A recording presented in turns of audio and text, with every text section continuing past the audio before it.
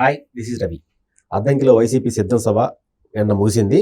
అయితే ఆ సభలో తనకు తెలియకుండానే అనూహ్యంగా జగన్ ఒక కామెంట్ చేశారు. రాబోయే రోజుల్లో చంద్రబాబు సీఎం కాబోతున్నారని ఇండైరెక్ట్గా చెప్పేశారు.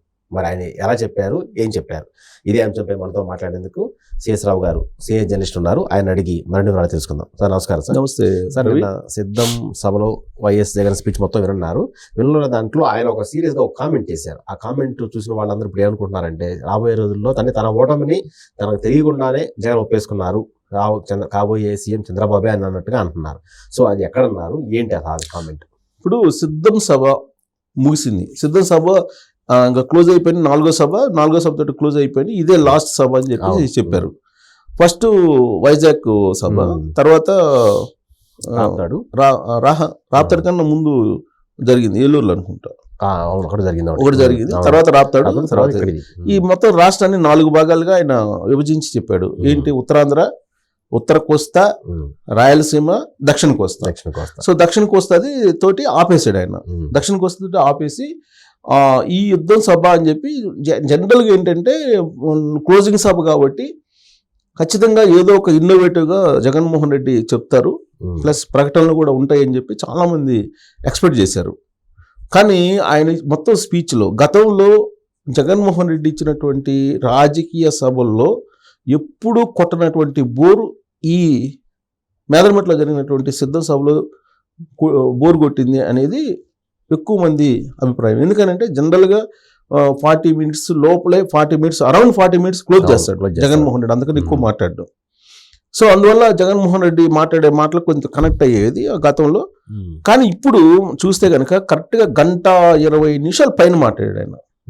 ఆల్మోస్ట్ గంటన్నర వేసుకో, ఆల్మోస్ట్ గంటన్నర మాట్లాడాడు ఆయన. ఈ గంటన్నరలో కన్నా ముందు ఆయన ఈ ఇది ఉంది కదా, క్యాట్ వాక్ లాగా, అదేదో వాక్ ఉంది, దాన్ని ఆయన చేశాడు. కానీ ఈసారి వినూత్నంగా చేశాడు ఆయన గతంలో లాగా వెనక్కి రావటాలు అలా లేకుండా ఈసారి చేశాడు, కొంత డిఫరెంట్గా చేశాడు ఈసారి. బట్ ఆయన స్పీచ్ స్టార్ట్ చేసిన తర్వాత చాలా కేవలంగా ఈ సిద్ధ సభ గతం కన్నా కూడా సిద్ధ సభలో తీసుకుంటే 4 సిద్ధ సభలు తీసుకుంటే ఆ సిద్ధ సభల్లో ఆయన ఇచ్చినటువంటి స్పీచ్కి ఇప్పుడు క్లోజింగ్లో ఆయన ఇచ్చినటువంటి సిద్ధంలో ఇచ్చినటువంటి స్పీచ్కి చాలా వేరియేషన్స్ ఉన్నాయి. ఆయన స్పీచ్ మొత్తం గమనిస్తే కనుక కొంత ఎక్కడో నైరాస్యం కనిపిస్తుంది, ప్లస్ అధైర్యం కనిపిస్తుంది, ప్లస్ ఆయన సెకండ్ థాట్కి వెళ్ళిపోయాడు. ఇంకోటి ఏంటంటే హైలైట్ పాయింట్ ఏంటంటే నేను చెప్తా, బహుశా అందరూ చూసుంటారు, బట్ మనం జర్నలిస్ట్ కాబట్టి కొన్ని పాయింట్స్ని ఎప్పుడు లేనివి కొన్ని వాడాడు జగన్మోహన్ రెడ్డి. ఆయన వాడినటువంటి ఏంటంటే ఫస్ట్లో నా వెంట్రుకు కూడా పీకలేరు అన్నాడు. ఎవరిని? విపక్షాలని.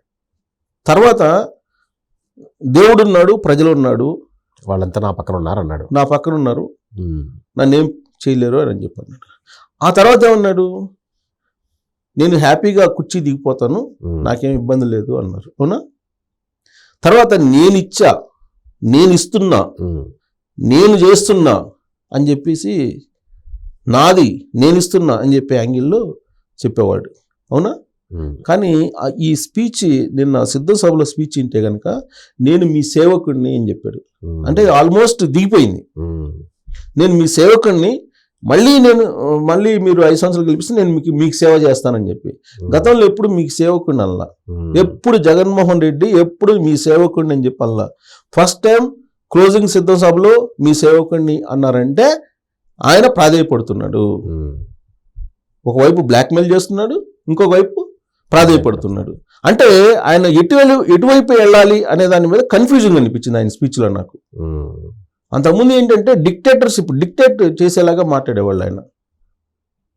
సో ఇదే చంద్రబాబు నాయుడు కూడా ఇప్పుడు నాకు సిద్ధ సభ లాస్ట్ ఎండింగ్ సభ మొత్తం స్పీచ్ వింటే కనుక చంద్రబాబు నాయుడు 2019 ముందు ఎలాంటిది ప్రజలకు చెప్పారు స్పీచ్, సేమ్ అలాంటిది అనిపించింది నాకు. చంద్రబాబు నాయుడు ఏం చెప్పారంటే 2019 ఎన్నికల ముందు నేను రోడ్లు వేసా, నేను మరుగుదొడ్లు కొట్టించా, నేను మంచినీళ్ళు ఇచ్చా, నేను సంక్షేమ పథకాలు ఇచ్చా, నాకెందుకు ఈ ఓట్లు? ఎవరికి వేస్తారు? నాకే వేస్తారు. 80% పబ్లిక్ నాతో ఉన్నారు అన్నాడు. అవునా? గుర్తుందా? నువ్వు కూడా సీనియర్ జర్నలిస్టే కదా, గుర్తుందా? 80% పబ్లిక్ నా దగ్గర ఉన్నారు. ఎవరి కోసం వేరు? నేను ఇచ్చాను, మంచినీళ్ళు ఇచ్చాను, నేను రోడ్లు వేసాను, నేను మరుగుదొడ్లు కట్టించాను, నేను వేసిన రోడ్ల మీద నడుస్తే నాకు ఓటేరా మీరు, నేను ఇచ్చిన మంచినీళ్ళ మీద తాగుతా నాకు ఓటేరా, ఇదే మాట అన్నారు. 80% నాతో ఉన్నారు, 80% పబ్లిక్ అన్నారు. సేమ్ జగన్మోహన్ రెడ్డి అదే అన్నారు. నిన్న సిద్ధం ముగింపు సభలో నేను సంక్షేమ పథకాలు ఇస్తున్నా, ఈ సంక్షేమ పథకాలు రావాలంటే మీరు మళ్ళీ నన్ను గెలిపించాలి, లేకపోతే ఈ కట్ అవుతాయి. అంటే అప్పుడేమో చంద్రబాబు నాయుడు ఉన్నాడు, నాకు ఓటు వేయకపోతే ఇవన్నీ ఆగిపోతాయి మీకు అన్నాడు. ఇవన్నీ ఆగిపోతాయి, రోడ్లు ఏరు, మంచినీళ్ళు ఎవరు, ఇవన్నీ చెప్పాడు, మరుగుదొడ్లు ఉండవు, నాకు ఓటు వేయకపోతే ఇవన్నీ కట్ అన్నాడు. సేమ్ ఇప్పుడు చంద్రబాబు నాయుడు అప్పుడు ఎట్ట అన్నాడు, ఇప్పుడు జగన్మోహన్ రెడ్డి కూడా నాకు ఓటు వేయకపోతే మీకు అమ్మ ఒడి ఉండదు, విద్యాదీవెన ఉండదు, లేదంటే రైతు భరోసా ఉండదు, ఇట్లా అన్ని చదువుకుంటూ వచ్చాడు ఆయన. స్కీమ్స్ ని చదువుకుంటూ వచ్చి ఒక బ్లాక్మెయిల్ చేసేటువంటి పరిస్థితికి వచ్చాడు ఆయన, ఒక బ్లాక్మెయిల్ చేసే పరిస్థితికి వచ్చారు. తర్వాత భావదారిద్ర్యం ఏంటంటే ఆ స్పీచ్లో 2014 ఎన్నికల్లో 2019 ఎన్నికల్లో బీజేపీ, జనసేన, తెలుగుదేశం పార్టీ ఇచ్చినటువంటి మేనిఫెస్టో ఏదైతే ఉందో దాన్ని చదివి వినిపించారు. ఆ మేనిఫెస్టోని అమలు చేయలేదనే కదా 2019లో ఓడించింది చంద్రబాబు నాయుడిని. అవును, అంతే కదా. మళ్ళీ ఆ మేనిఫెస్టోని ఇప్పుడు చూపిస్తే ఎట్లా నమ్ముతారు? నమ్మరు కదా. ఆల్రెడీ ప్రజలు ప్రజాకోర్టులో తీర్పిచ్చేశారు, నీకు 5 సంవత్సరాలు పరిపాలన చేయమని చెప్పి ఇచ్చాము. ఆ మేనిఫెస్టోని చూసి రైతు రుణమాఫీ చేస్తాడో, రైతు రుణమాఫీ పూర్తిగా చేయలేదు, ఏదైతే హామీలు ఇచ్చారో వాటిని ఫుల్ఫిల్ చేయలేదనే కదా 2019లో ఓడించింది చంద్రబాబు నాయుడిని. అవును.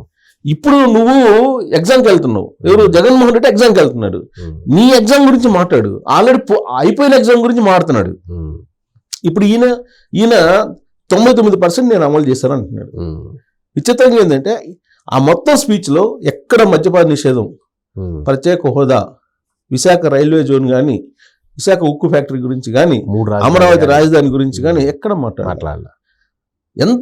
ఎంత దారుణమైనటువంటి అమాయకత్వాన్ని లేదా ఎంత దారుణమైన అబద్ధాలు చెప్తున్నారంటే, నేను మాట తప్పును, మడమ తిప్పును, విశ్వసనీయత గురించి రాజకీయాలు చేస్తాను అని ఇప్పుడు చెప్తారు. 2019 నుంచి ఇప్పుడు దాకా చూసిన తర్వాత జనాలు నువ్వు మాట తప్పావా, మడమ తిప్పావా అని చెప్పేసి జనాలకు తెలుసు కదా. అమాయకులు కాదుగా. ఇప్పుడు 99% నవరత్నాల గురించి చెప్తున్నాడండి ఆయన. ఈ నవరత్నాలు చెప్పాను, మిగతా అన్ని మర్చిపోండి అంటున్నాడు. నవరత్నాలు సరిపోద్దా, మిగతా అన్ని మర్చిపోండి నేను చెప్పాల అన్నట్టు చెప్తున్నాడు. సిపిఎస్ రద్దు కానీ ఇవన్నీ ఏమి అసలు ప్రస్తావన తీసుకురాలా. నేను మాట తప్పలేదు, నా వల్ల మీకు మేలు జరిగితేనే నాకు ఓటేయండి అంటున్నాడు. అసలు దాన్ని పెద్ద హైలైట్ చేస్తారు ఎక్కడ ఉండేటువంటి లీడర్లు. నీ పరిపాలన నచ్చితేనే ఓటేస్తారు, నువ్వు చెప్పినా చెప్పకపోయినా. అవును, అంతే మరి. నువ్వు ఎన్ని ఇచ్చినా కూడా ఎన్ని చేయరు. కానీ ఇలాంటి పరిస్థితుల్లో ఇలాంటి స్పీచ్ ఉందంటే నాకు అంటే కొంత ఆశ్చర్యం కలుగుతుంది. సార్ ఇంకోటి ఏంటంటే అసలు ఈ స్పీచ్ మొత్తం విన్న తర్వాత నాకు అర్థమైంది ఏంటంటే చాలా పేవలంగా ఉంది ఒకటి. ఇంకోటి ఏంటంటే ఈసారి నేను సంతోషంగా దిగిపోతానని చెప్పి మొన్న అన్నారు కదా ఇటీవల.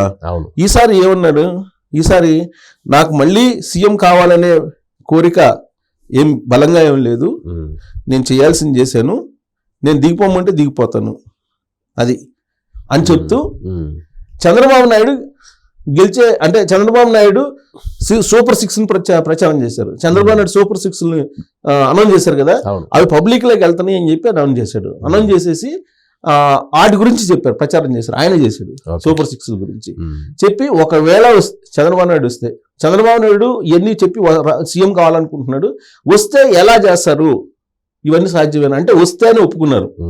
వస్తే అని చెప్పి అప్పుడు దాకా నా ఎంటుకు బీకలేరు అని చెప్పి ఒకసారి, పబ్లిక్ ప్రజలు నా దగ్గర ఉన్నాడు ఒకసారి, నేను సంతోషంగా దిగిపోతాను ఒకసారి, ఇప్పుడేమో నేను మీ సేవకుడిని అని చెప్పి ప్రాధాయపడే పరిస్థితికి వచ్చి, ఇప్పుడు ఒకవేళ చంద్రబాబు నాయుడు వస్తే నా పథకాలు ఉన్నాయి, వాటికి అదనంగా ఆయన చెప్పి అమలు చేయాలంటే చాలా కావాలి, 2,70,000 కావాలి, వాటన్నిటికి ఎలా సాధ్యం అని చెప్పి అంటున్నాడు. అంటే చంద్రబాబు నాయుడు ముఖ్యమంత్రి అయితే చేయలేడు అనేటువంటి విషయాన్ని చెప్పే ప్రయత్నం చేస్తున్నాడు. అంటే చంద్రబాబు నాయుడు సీఎం అవుతుంటే పరోక్షంగా ఈయన ఒప్పుకుంటున్నాడు. జగన్మోహన్ రెడ్డి ఒప్పుకున్నాడు సిద్ధంలో ముగింపు సభలో, ఆయన ఒప్పుకున్నాడు. వస్తే అని చెప్పి అన్నాడంటే అయిపోయింది అంతే. ఇప్పుడు మా కేసీఆర్ ఏమన్నాడు, నన్ను గెలిపించకపోతే నేను ఫామ్ హౌస్ లో కూర్చొని రెస్ట్ తీసుకో అన్నారు, రెస్ట్ తీసుకో అంత కూర్చోబెట్టారు. చంద్రబాబు నాయుడు వస్తే అన్నాడు, వస్తే అమలు చేసి చూపిస్తాడు. అంటే వస్తే అంటే ఇండైరెక్ట్ గా తను జగన్మోహన్ రెడ్డి రావట్లేదని చెప్పి ఆయన ఒప్పుకుంటున్నాడు కదా. అంతే కదా. పైగా నేను దీపోతను నాకేం అభ్యంతరం లేదు అంటున్నాడు. నాకేం దిగిపోతాను అభ్యంతరం లేదంటున్నాడు. పబ్లిక్ గెలిపించకపోతే దిగిపోక నీకు అభ్యంతరం ఉన్నా లేకపోతే దిగిపోవాలి కదా. అంతే. సో మొత్తం స్పీచ్ చూస్తే కనుక చంద్రబాబు నాయుడు సీఎం కాబోతున్నాడు అనేది ఆ సిద్ధసభ వేదిక చేసిన జగన్మోహన్ రెడ్డి పరోక్షంగా సంకేతాలు ఇచ్చేసారని చెప్పి మనం ఆయన స్పీచ్ని మనం విశ్లేషణ చేసుకోవచ్చు. ఓకే. సో ఓడిపోయే అంశాన్ని ముందుగా గుర్తుపట్టారు జగన్మోహన్ రెడ్డి. ఎందుకంటే వాళ్ళ సర్వేలు వాళ్ళకుంటే వాళ్ళ ఐపాక్ టీం వాళ్ళకుంది. ఆ సర్వేల ద్వారా వచ్చిన రిజల్ట్ ఆయన మాటలో స్పష్టంగా కనిపిస్తుంది. రాబోయే రోజుల్లో టీడీపీ జనసేన ప్రభంజనం తప్పదని ఇండైరెక్ట్గా జగన్మోహన్ రెడ్డి ఒప్పేసుకున్నారు. Thank you.